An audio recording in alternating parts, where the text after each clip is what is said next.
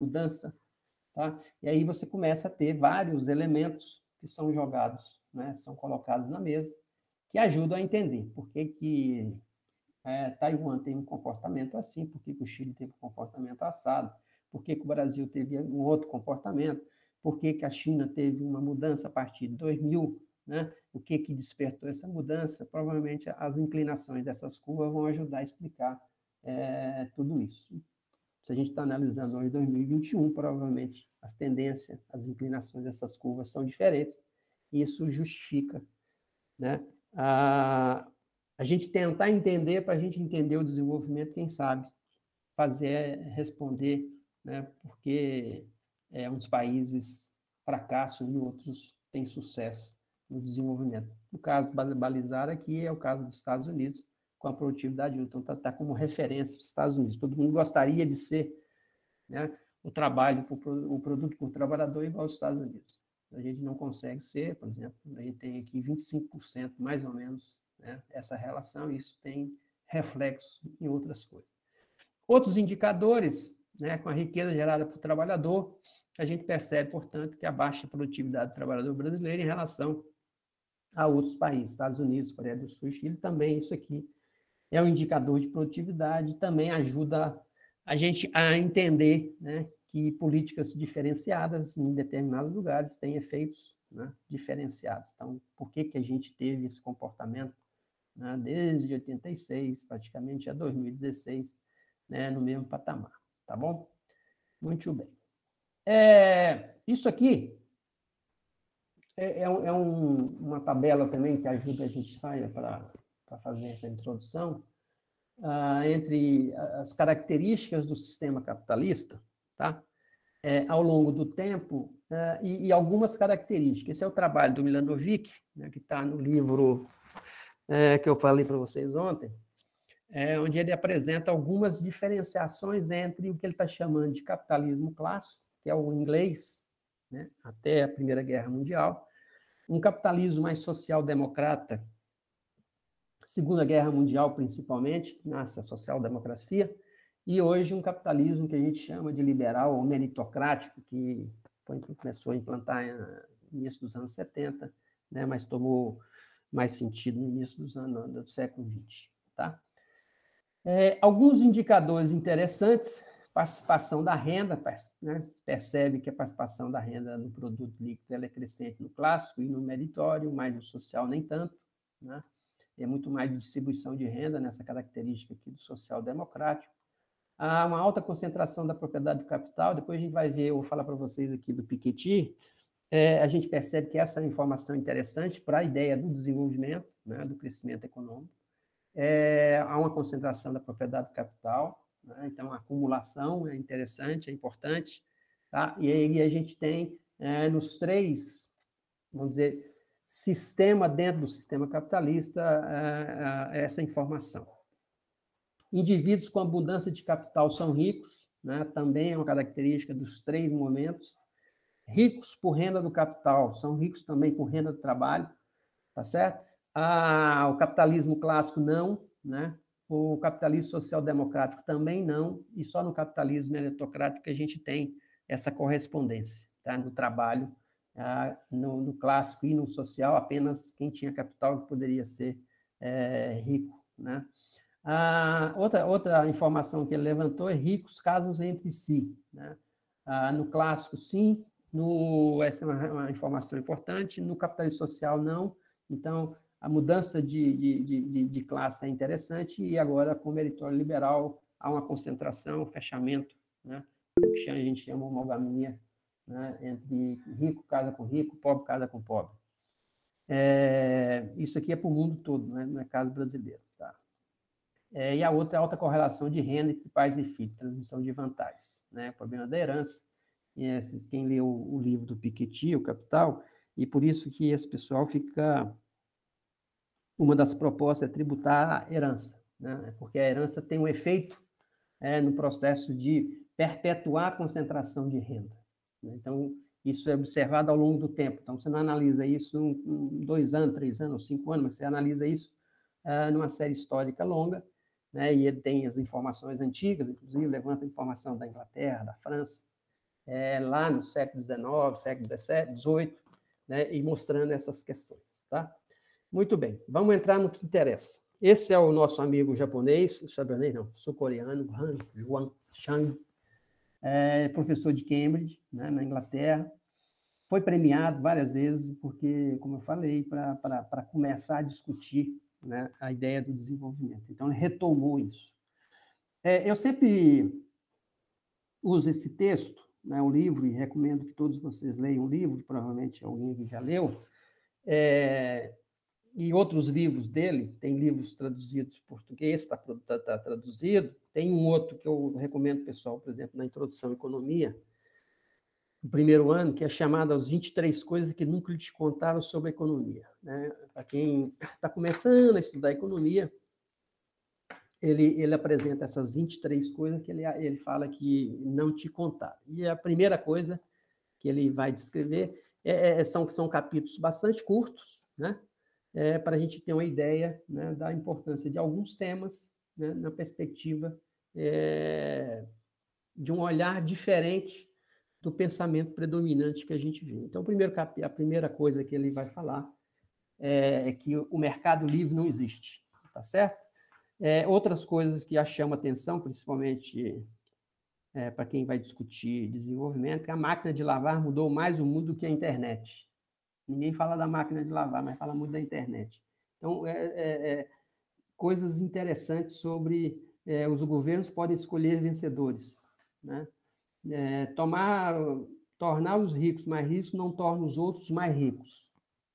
Então, algumas questões que estão no dia a dia dos jornais, das revistas, da preocupação dos formuladores de política econômica, mas numa linguagem muito simples, né, para quem não é muito treinado em economia, mas que ele tem um olhar diferente nessa perspectiva do desenvolvimento econômico. Então, é um livro curto, né, recomendado, foi muito elogiado pelo Financial Times, então eu recomendo vocês dar uma olhada para ele, principalmente o pessoal que gosta de ler algumas coisas.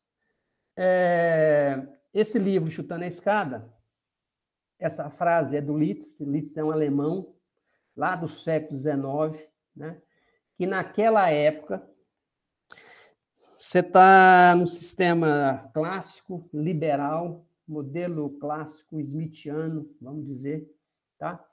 E ele era um grande defensor do protecionismo e da indústria nascente. E ali ele já expunha, né, a ideia, né, de que há um processo de necessidade de fechamento de algumas questões para que você pudesse ter um crescimento, né, razoável da sua economia. Não era adotando aquelas ideias liberais que você conseguiria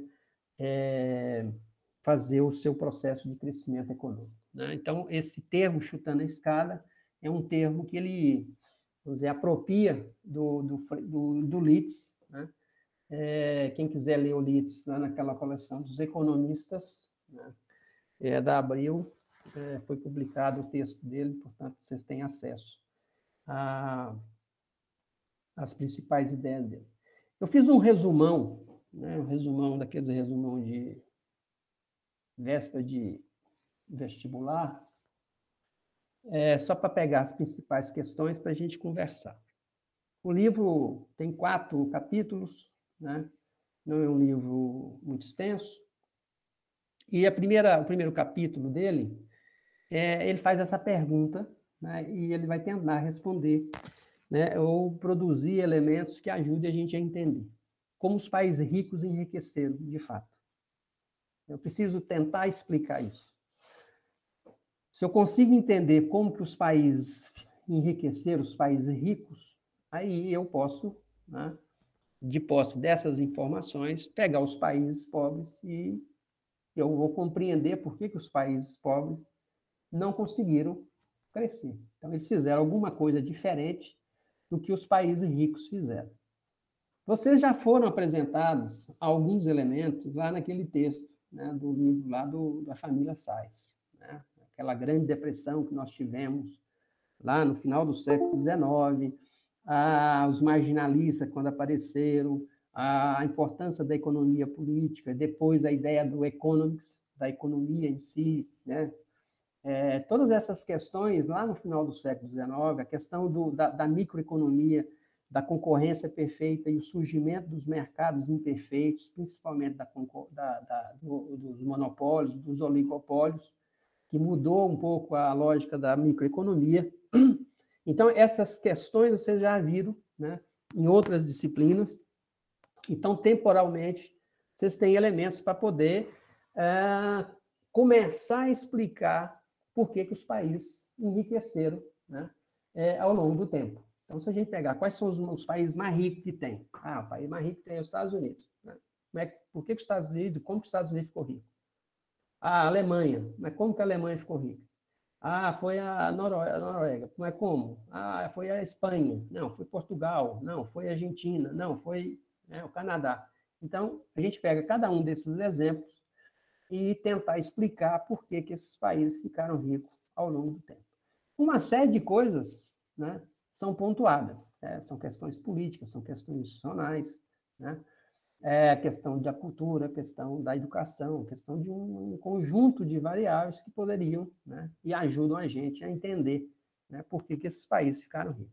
Só para a gente recordar, lá naquele livro da família Sais, ela apresenta, por exemplo, a Alemanha, lá no final do século XX, né, lá em 1890, alguma coisa, eles já produziam uma quantidade X de engenheiro bem superior à quantidade de engenheiro, talvez, que o Brasil produza hoje.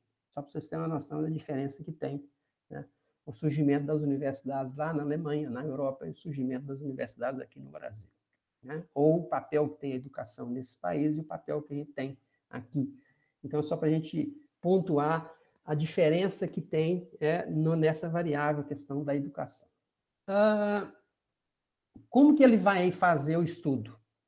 A primeira coisa é fazer essa pergunta, né? Por que os países enriquecem de fato, né? E aí tem que ter um método de análise. Tá? Então, quem analisa desenvolvimento econômico, quem analisa crescimento econômico, quem analisa pobreza, quem analisa desigualdade, quem analisa problema de saúde, problema de educação, problema do agronegócio, etc., etc., tem um método. Né? Então, sempre que a gente vai ler algum texto, a primeira coisa que a gente vai resumir um texto, a gente tem que entender qual é o problema que o cara está colocando, que o problema do cara significa que ele tem um objetivo, né, resolver ou discutir aquele problema, e como que ele vai fazer o enfrentamento disso. Que é o método, como que ele vai caminhar para dar resposta à pergunta que ele fez. Né? E é mais ou menos isso que o Chang vai fazer, né, nesse capítulo 1, né, apresentando algumas coisas. Ele faz essa distinção, né, entre pegando o modelo, né, do Litz, pega a palavra do Litz, e naquela época o Litz já tem uma ideia sobre o processo da intervenção do Estado, a importância do Estado na economia para fazer a diferença. Né? Então ele trabalha com essa perspectiva. A outra perspectiva, uma perspectiva interessante, que é a que vai nortear os outros economistas que vão estudar desenvolvimento após a Segunda Guerra Mundial, que a gente chama de estruturalistas, né? É que eles têm uma ideia da abordagem concreta na estrutura do sistema para perceber o que está acontecendo, né? E numa linguagem, num olhar histórico. Então, a perspectiva, né, de enxergar, de analisar, de investigar, de estudar por que aconteceu, ele vai fazer o concreto, a realidade, né? Ele trabalha com essa ideia do método indutivo, do particular e para o geral, então, de você analisar a história real de algumas situações, por isso que é uma situação histórica. Né? Então, a partir desta visão metodológica, é que eu vou tentar explicar por que aconteceu determinados fenômenos em determinadas regiões. Eu não vou fazer uma análise dedutiva do geral, tentar chegar no particular, fazer uma análise mais abstrata, né, e fazer uma análise histórica, ou seja, a história não tem nada a ver, ela não explica nada. Muito pelo contrário, o método dele está fazendo uso da história, então a história é fundamental, né, o processo de construção do território é fundamental. Se isso é fundamental, a leitura concreta, a abordagem de olhar o mundo real se torna extremamente fundamental. E essa questão indutiva. Ele faz a crítica aos neoclássicos, no fundo, né, que tem uma percepção mais abstrata, né, mais hipotética, mais dedutiva do processo, para ele falar que, então, o método de análise que ele vai fazer, que ele vai analisar, é diferente, né, do método que é utilizado, que predomina sobre os neoclássicos. Quando ele está falando neoclássico aqui, porque é o pensamento predominante que tem, né, na academia, vamos dizer assim.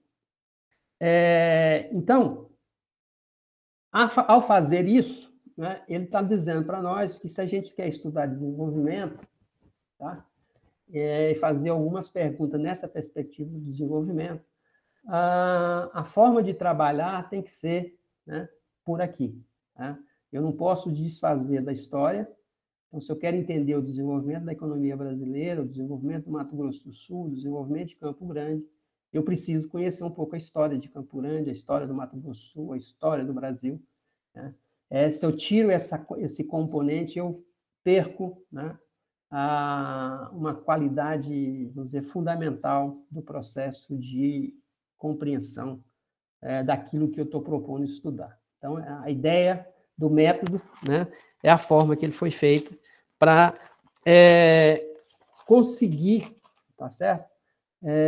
Explicar ou ter uma resposta um pouco com mais qualidade, de porque os países enriquecem de fato. Então, o que provoca não você, de uma certa maneira, tem aquelas teses que foram apresentadas lá né, ao longo do tempo, que o pessoal fazia aquelas ocupações, o colonialismo, que era para levar cultura, Hoje a gente vê o neocolonialismo com as religiões, né, as igrejas entrando em alguns territórios com essa perspectiva de levar uma cultura, levar um saber, né, levar uma forma diferente de fazer, e que isso vai enriquecer mais. Em contrapartida, você desfaz da cultura do outro, desfaz da história do outro, né? Submete ao outro às suas particularidades. Então, esse tipo de coisa o Chang está usando e dizendo que não é muito interessante. Tem que respeitar essa abordagem mais histórica. Tá? Então, esse é o que ele vai discutir lá no capítulo 1, né, que ele tenta apresentar para nós. Tá? Eu vou lá para o 4, que é uma conclusão, tá? Que ele vai fazer todo o processo, né, de análise, caminhando nessas direções para a gente ter mais proximidade com o mundo real, né, com atualidade, principalmente final do século XIX, século XX, com essas ideias desses países menos desenvolvidos, né, em adotar determinadas políticas e boas práticas, né, para gerar o processo de desenvolvimento.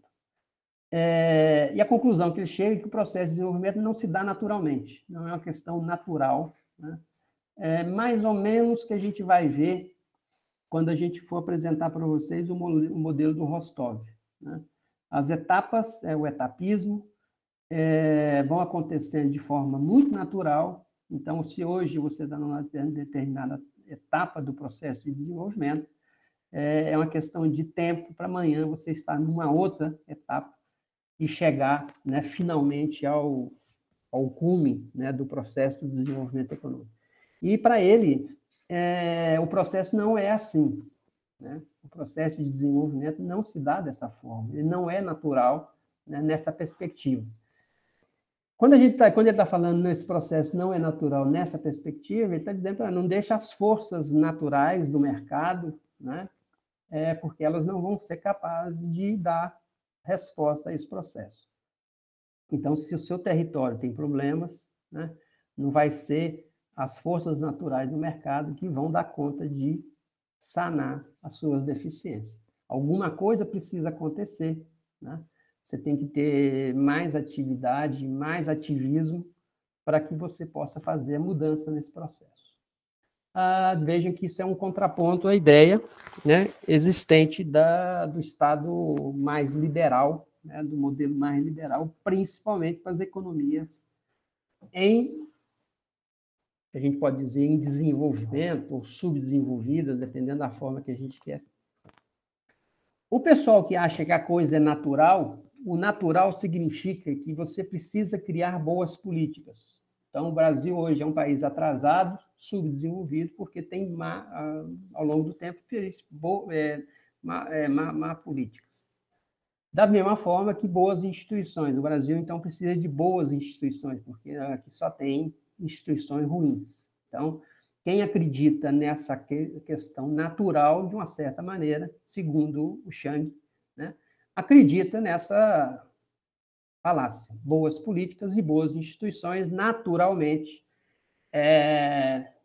levam ao desenvolvimento. Ah, mas por quê? Porque os países ricos, né, eles tiveram boas políticas e boas instituições. O Banco Central americano tem essa característica, né? Lá, o Banco do Desenvolvimento tem essa outra característica. Lá tem essa política de salarial diferente, o crédito é diferente, né? Então, nessa perspectiva, é que o Chang está dizendo para nós que o natural não funciona, né?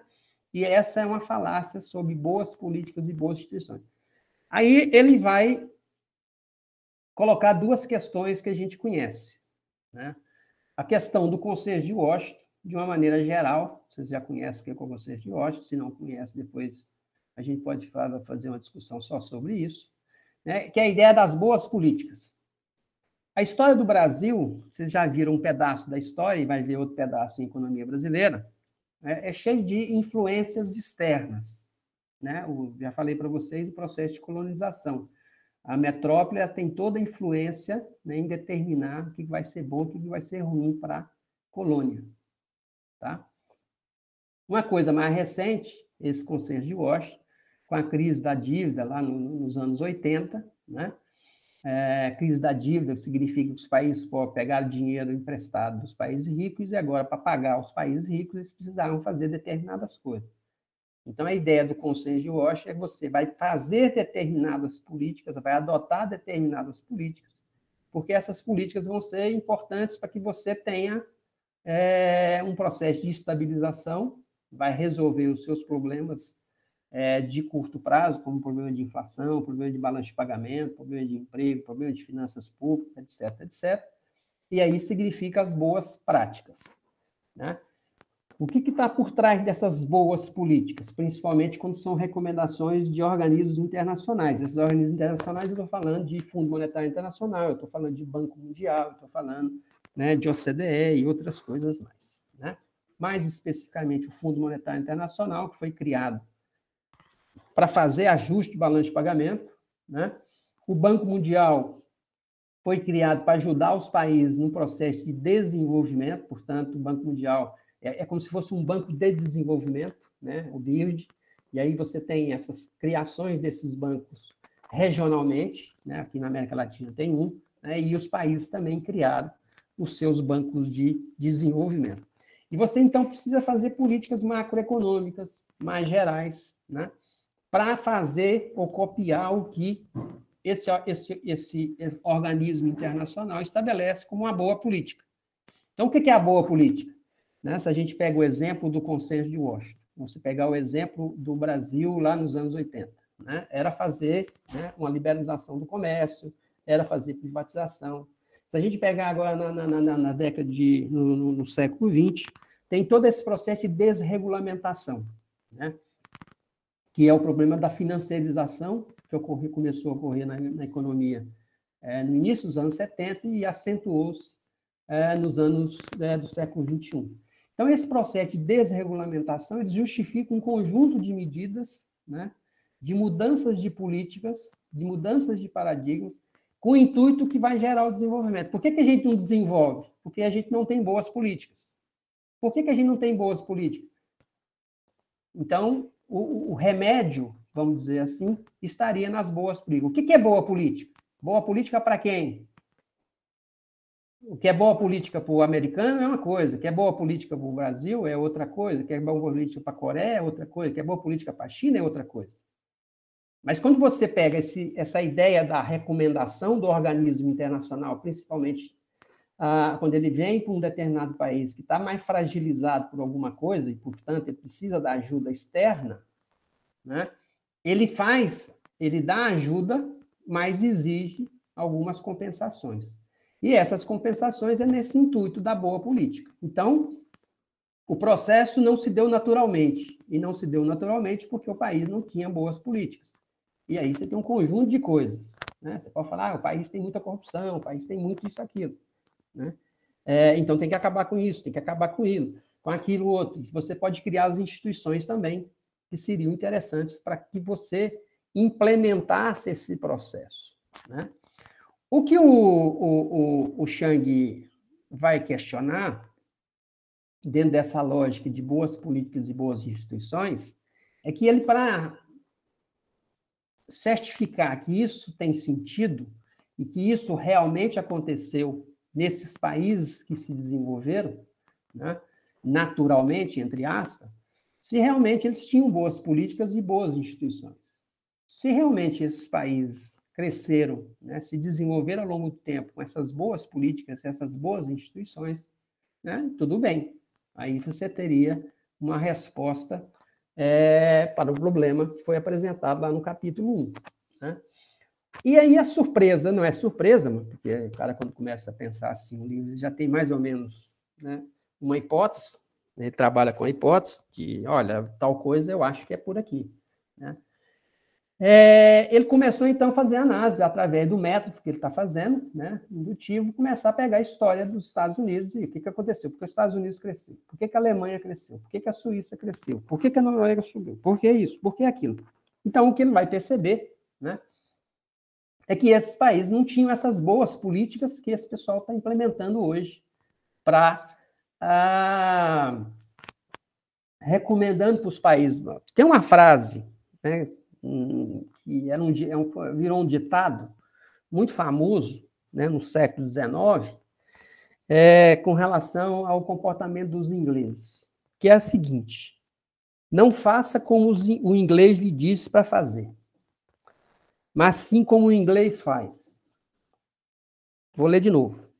Não faça como o inglês lhe diz para fazer, mas sim como o inglês faz.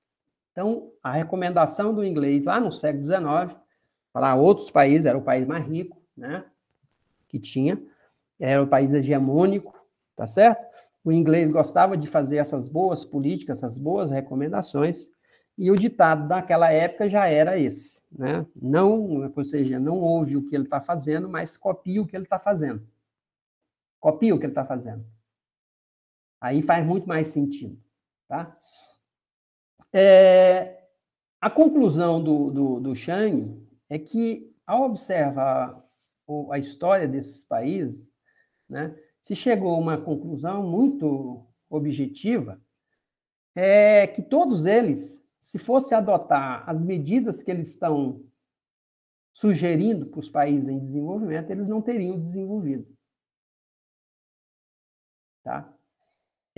Eles não fizeram essa política, essas boas políticas, né, para desenvolverem, para crescerem, né, para se tornarem essas potências industriais que são hoje. Tá? Eles tiveram políticas ruins, porque nessa lógica, né, a política ruim é uma política intervencionista, a política boa é a política não intervencionista. Então, eles cresceram com políticas ruins, não com políticas boas, se a gente fizer esse tipo de coisa. As boas, as liberais, eles não adotaram. Mesmo que o pensamento predominante da teoria econômica fosse aquele neoclássico, clássico, né? Do ponto de vista prático, o que eles fizeram foram políticas de quê? De intervenção, de defesa de determinados mercados, de proteção de determinadas indústrias, né? De proteção ao mercado interno. Né? E vocês veem isso até hoje, com tarifas, barreiras, tarifárias, não tarifárias, né? Pelo mundo. Por isso que você, lá no pós-Segunda Guerra Mundial, você também criou um mecanismo para tentar interferir ou ajustar, né, a política comercial pelo mundo. Então, essa lição, né, essa observação é uma observação histórica. Os Estados Unidos é uma potência. Então, por que essa potência? Então, eles fizeram grandes intervenções, né? Hoje fica mais fácil de você ser um país mais liberal, né? Esse processo, né, segundo o Chang, é um processo, portanto, que explicaria o desenvolvimento econômico. Então, só um país, né, considerando um país subdesenvolvido, que deseja se desenvolver, se ele tomar para si, né, as rédeas da sua história. Ele pode copiar alguma coisa que está acontecendo ali, acolá, sem problema nenhum, mas ele precisa ter um processo, né, de proteção às boas políticas internamente. E isso significa, né, que o Estado precisa ser um Estado mais ativo e não menos ativo, né? O Estado mais ativo, né, ele pode proteger determinados lugares, pode liberar outros lugares. Não significa, ninguém está falando aqui, ele não está dizendo isso, que você precisa fechar a economia e transformar essa economia numa economia socialista ou comunista ou qualquer outra coisa que tenha por aí, tá? Muito pelo contrário, não está dizendo isso. Ele está dizendo o seguinte, lá no Japão, lá nos Estados Unidos, lá na Coreia, lá na Alemanha, o governo, o Estado não se transformou num Estado socialista para se desenvolver. Ele simplesmente se transformou em um Estado ativo para fazer políticas de proteção ao mercado interno para desenvolver, tá? Então, a sugestão dele, né, do Chang, é que você precisa ter mais Estado, não menos Estado. Mais Estado não é gastar mais, né, gastar de forma ineficiente, né, contratar por contratar. Esse tipo de coisa é propaganda que fazem para desmerecer a qualidade do Estado, né? Vocês estão vendo agora, com a pandemia, vocês estão vendo, antes da pandemia, lá na crise de 2008, né, a intervenção do Estado nas principais economias do mundo. Estou falando de Banco Central. Então, você pegar, por exemplo, o que o Banco Central americano fez lá na crise de 2008, você pegar o que o Banco Central europeu fez e o que o Banco Central está fazendo hoje, o que o Banco Central europeu está fazendo hoje, que é o Banco Central de maneira geral, né? Eles estão caminhando numa direção oposta a essa lógica da boa intervenção, né? Do que a gente chamava de boas práticas, né? Em alguns lugares você pode liberar sem problema nenhum, em outros nem tanto. Em algumas regiões você precisa ter proteção, algumas atividades você precisa ter proteção, algumas coisas são estratégicas, você precisa ter reservas, né? É porque você está olhando a coisa no futuro, você não está com com aquela expectativa de tudo é mercado, tudo se transforma em ter ganhar agora para, né, ter o maior tipo de retorno, né? E o retorno maior para um país, para um território, é o processo de crescimento da população de maneira geral, né? Então, é nessa linha que o Chang analisa o desenvolvimento, ou seja, ele traz de novo o debate do desenvolvimento nessa perspectiva de olhar o futuro, olhar o passado e projetar um futuro. E, portanto, você não pode projetar um futuro, principalmente nas regiões periféricas, que não tiveram sucesso com esse desenvolvimento, porque se a gente pegar, por exemplo, muitos países desenvolveram, cresceram, melhoraram a qualidade de vida, enquanto outros países, outras regiões, não tiveram, né, esse aumento significativo na qualidade de vida. Então, é essa região que precisa de mais qualidade de vida, ela não pode, ela tem que copiar as coisas boas que esses países fizeram, e as coisas boas que esses países fizeram foram defesa, intervenção, não o contrário. Então, se você olhar a história deles, você vai ver que quando eles começaram a querer copiar coisas dos países mais desenvolvidos através desses organismos internacionais, a coisa não foi para frente, pelo contrário, houve um retrocesso na economia. Então, o Chang está dizendo para nós que, quando a gente quer estudar desenvolvimento econômico, a questão histórica é fundamental. né? E a gente precisa ter muito cuidado com essas medidas que, às vezes, aparecem do tipo boas práticas, boas políticas, né? Boas instituições. O que é boa para você? Né? Boa instituição no Brasil é o quê? Você pode até criar instituições, pode criar independência do Banco Central, por exemplo. Tem que ter o Banco Central ser independente. O Banco Central é independente lá nos Estados Unidos? O Banco Central é independente né? Então, essas questões, elas são avaliadas na perspectiva do Chang como medidas para se discutir o desenvolvimento. Né? De novo, ele não é um cara, né, do Partido Comunista coreano, né? Ele não é da Coreia do Norte, muito pelo contrário, né? Ele é sul-coreano, né? Professor na Inglaterra, portanto, não é um grande defensor do regime socialista, muito pelo contrário, ele né, acredita que tem qualidade do sistema capitalista, mas nessa perspectiva do desenvolvimento a gente precisa trabalhar com a história. Por isso que o método, né, ele não pode ser ahistórico, tem que ser histórico, né, estrutural. Vocês vão ver, por exemplo, depois a gente vai ver alguns outros economistas, principalmente os estruturalistas, os latinos, todos eles têm essa forma de raciocinar dentro dessa lógica estrutural, do estruturalismo. A ideia do estruturalismo está muito mais relacionada a essa visão mais global, mais histórica do processo. Né? Quem leu Formação Econômica do Capitalismo, Formação Econômica do Brasil, do Furtado, vai ver realmente de novo, né? Vamos dizer, como se fosse uma cópia dessa metodologia que o Chang está usando nesse livro, Chutando a Escada. Então, por que é chutando a escada? Para a gente finalizar aqui. Esses países subiram em cima da casinha, né? E agora os países que não conseguiram subir, eles pegaram e tiraram a escada. Esses países não vão subir jamais lá na casinha, não vão competir jamais com esses países. Para eles subirem a escada, eles precisam colocar os apoios que esses países também tiveram para subir em cima da casinha. Né? É simples assim, a metáfora é bem simples, é bem compreensível. Né? Sem escada não foi, nenhum deles subiram em cima da casinha, muito pelo contrário. Né? Para a gente ir fechando, esse conceito do Piketty, né? Quem leu o Capital, assim, de forma bastante resumida, tá? Ele trabalha com duas variáveis, né?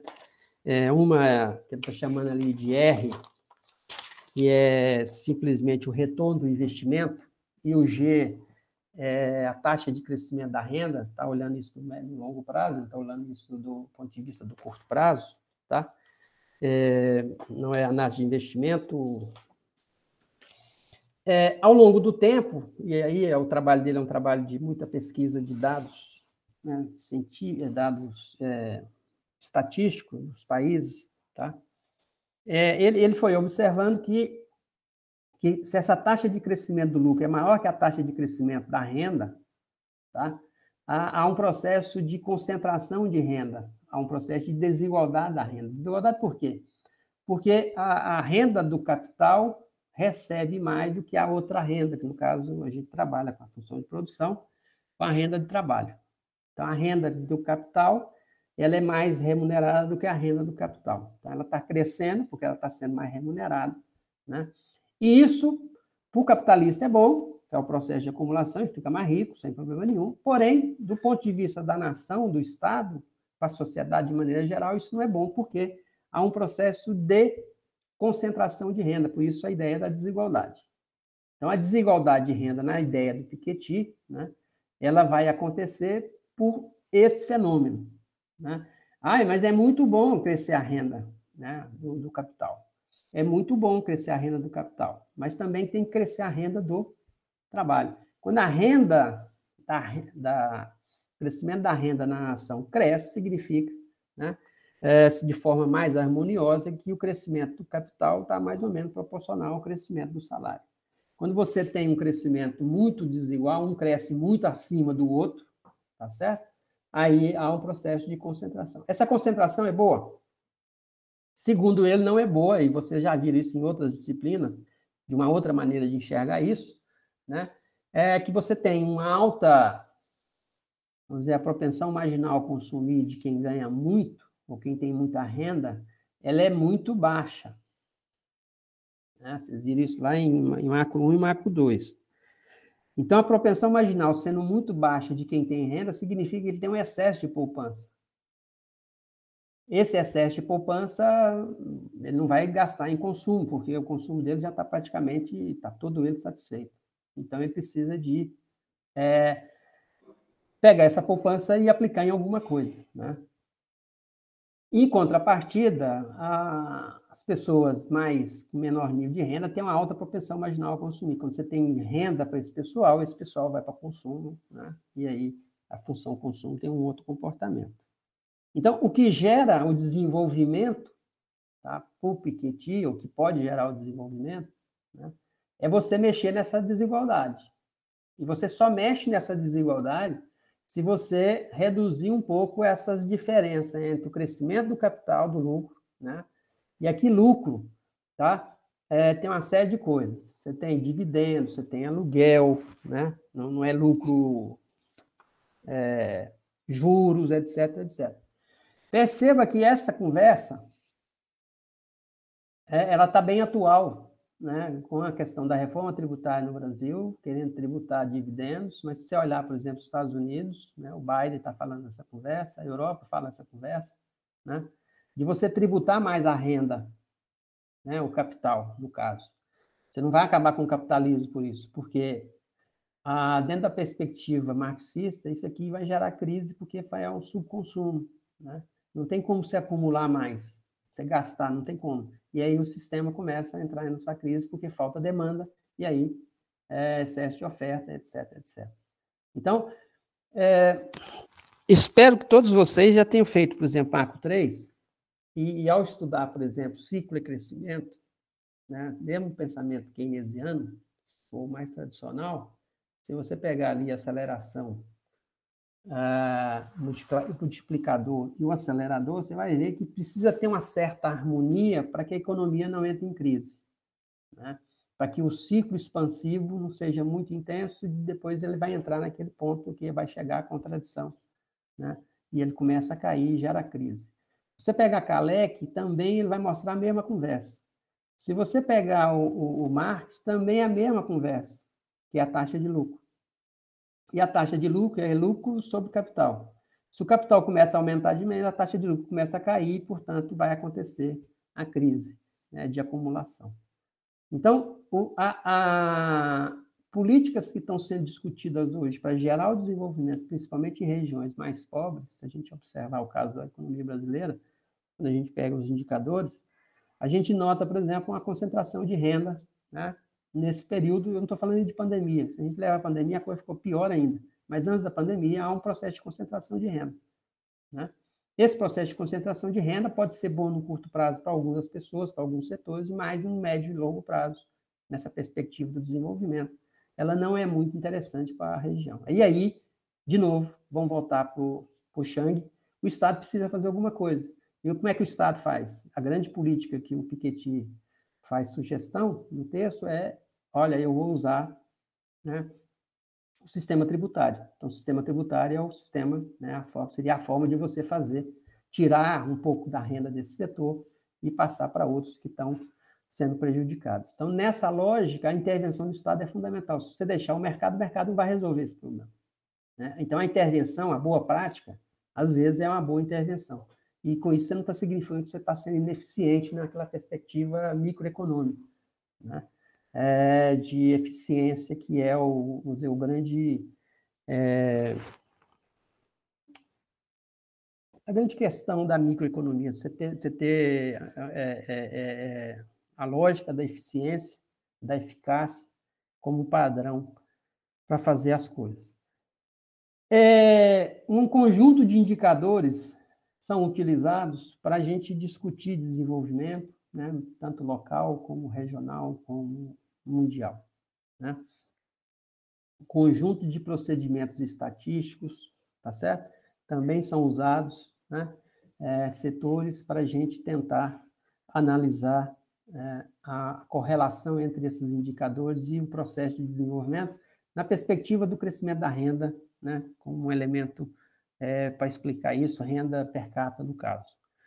E aí a gente consegue, então, perceber a importância da produção de estatística dos centros de pesquisa, né, de instituições governamentais, para a produção dessas informações, para se poder fazer políticas públicas, para poder fazer intervenção.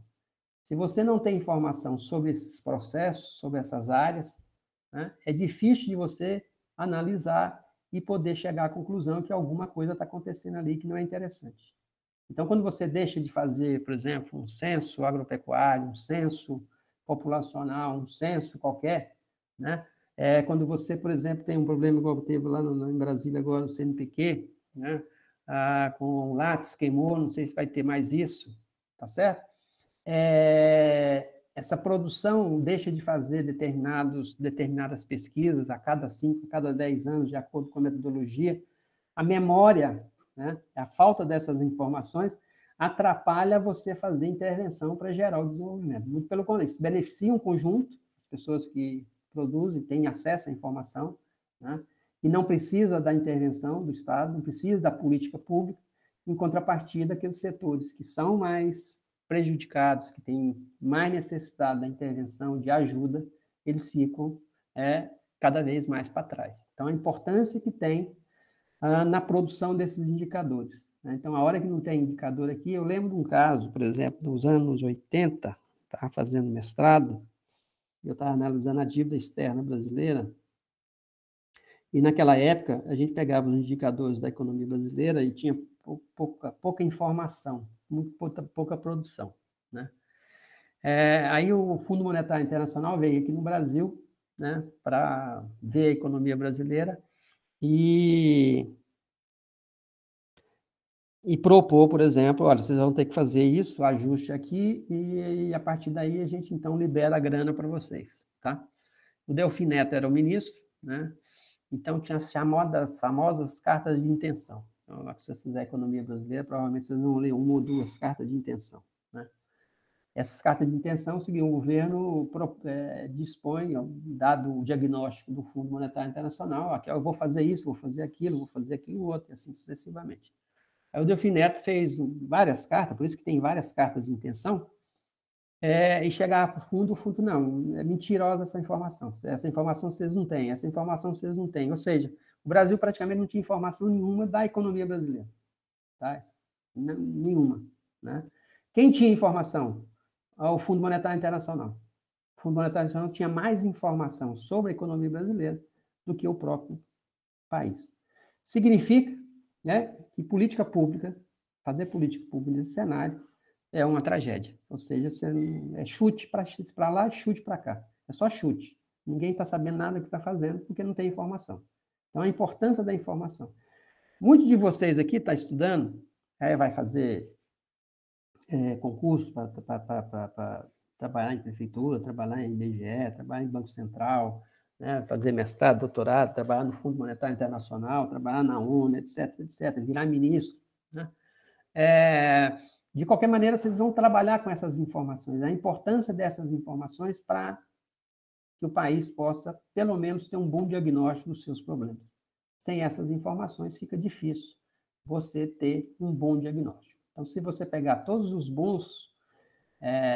as boas avaliações que são feitas em cima de políticas de governos de qualquer país, né, a informação é fundamental. Então, por isso que vocês devem ser grandes defensores, né, da produção de indicador, por pior que ele seja para a gente. Né? Não é bom indicador, vocês aconteceu na semana passada, parece que teve aí, saiu um indicador do mercado de trabalho, o ministro da economia de vocês aí, o chamado Paulo Guedes, não gostou do número e começou a abusar do pessoal do IBGE e falar que o IBGE tem uma metodologia lá da época da pedra lascada, né? Aí teve uma época que também saiu um outro indicador, o presidente falou que também é um indicador que não fazia o menor sentido, ou seja, pode até ser que não faça sentido, mas você tem que atualizar, mudar a metodologia, mandar o pessoal estudar, né?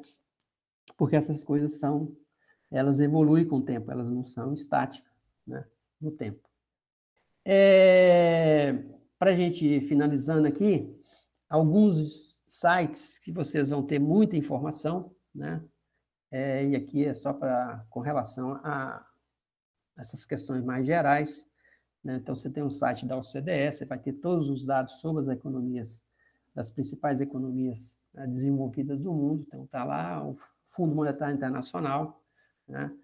Normalmente, esses sites eles têm inglês e espanhol, né? Um outro tem mais coisa, um ou outro talvez você tenha, tirando o Brasil e tirando talvez um outro, você pode até ter em português, porque também tem em português pelo mundo afora. Então, o Fundo Monetário, o Banco Mundial, e aqui no Brasil você tem IBGE, Banco Central, ministérios, você tem um conjunto de instituições que estão produzindo informação e estudos muito interessantes. Se vocês criarem o hábito de fazer visita a esses sites, né, da OCDE, do Fundo Monetário Internacional, do Banco Mundial, principalmente, da CEPAL também, que tem muito trabalho sobre a região, vocês vão ter relatórios, acesso a relatórios muito interessantes, relatórios assim bem fundamentados, feitos, né, por pessoas com muita qualificação. A gente pode até não concordar muito com as conclusões, né, mas são levantam e conseguem agregar, né, num lugar comum, né, um conjunto de informação que ajuda a gente a pensar melhor a nossa situação, tá? Vou ver o que tem mais para falar para vocês aqui.